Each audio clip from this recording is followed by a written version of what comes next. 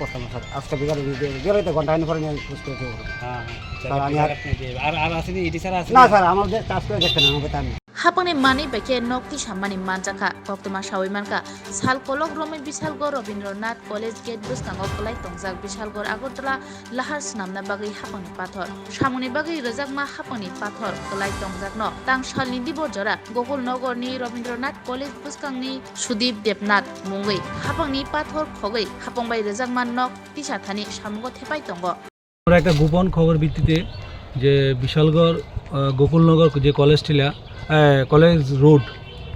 বিশালগড় যে আমাদের যে বিশালগড় যে গভর্নমেন্ট কলেজ এই গভর্নমেন্ট কলেজের নিকটে একটা গোপন খবর ভিত্তিতে যে সুদীপ দেবনাথ বাবার নাম রঞ্জিত দেবনাথ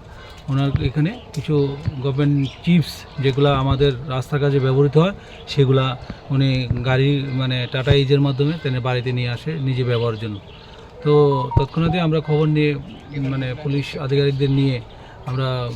বেরিয়ে আসি, এসে দেখি এই যে সুদীপ দেবনাথের বাড়িতে প্রায় 50-60 ফুটের মতো চিপস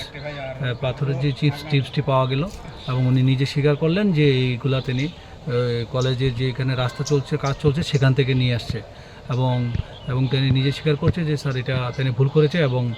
তিনি কিছুক্ষণের মধ্যে এগুলো সব নিয়ে এখান থেকে ফেরত দিয়ে রাস্তা রেখে আসবে। আমি আরও কথা বলে রাখলাম যে এই ধরনের কাজ সরকারি কাজে ব্যবহৃত জিনিস তো মানে সরকারি বা জিনিস ইউজ করা যায় না, তারপরও তো উনি নিজে স্বীকার করে স্যার এটা ভুলে গেছে আর কোনো দিন করবেন না। তারপরে আমরা এগুলো তাদেরকে যে বললাম যে এগুলো ইমিডিয়েট এখন যে কাজে ব্যবহৃত হয়েছে ওখানে নিয়ে দিয়ে আসার জন্য। স্যার ওনার বিরুদ্ধে কোনো অ্যাকশন নেওয়া হবে? হ্যাঁ, অ্যাজ পার প্রভিশন তো আমরা বলেছিলাম যে কিন্তু এখন দেখছি যে উনি এত ইনোসেন্ট যে প্রভিশন মানে ইনোসেন্ট তার জন্য আমরা আর এখন কোনো আইনগতভাবে যাচ্ছি না। ওনাকে বলছি যে উনি নিজে স্বীকার করছে যে এগুলো উনি দিয়ে আসবে রেখে আসবে গভর্নমেন্ট কাজে লাগিয়ে নেবে রাস্তার কাজে।